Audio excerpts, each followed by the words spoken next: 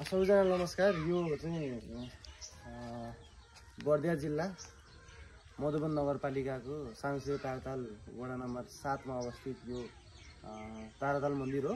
यो चाहिँ सबैभन्दा यो स्थानीय जनसमुदायमा सबैभन्दा पुरानो मन्दिरको रूपमा स्थापित छ। यो चाहिँ परापूर्व कालमा एकदम पुरानो समयमा किम्वदन्ती अनुसार चाहिँ यो ठाउँमा यता ताल देख्न सक्नुहुन्छ। यो तालमा चाहिँ यो ठाउँमा चाहिँ जङ्गल थियो पहिला। यो ठाउँमा चाहिँ ताराबाट कुनै एउटा टुक्रा खसेर उल्कापिण्ड खसेर चाहिँ यहाँ ठ्याक्कै ताराको आकारको ताल बनेको भन्ने किम्वदन्ती रहेको छ। र त्यही ताललाई अझ मूर्त रूप दिन, अझ जीवन्त रूप दिनको लागि यो मन्दिरको स्थापना भएको थियो परापूर्व कालमा। र अब यही मन्दिरको लागि प्रतिस्थापन गर्न नयाँ मन्दिर त्यता स्थापना भएको छ।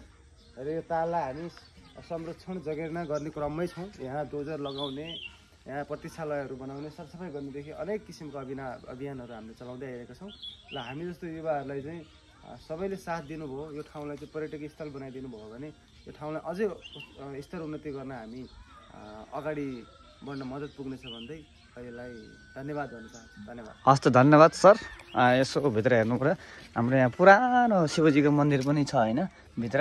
यस्तो छ है हजुर। ल हस्।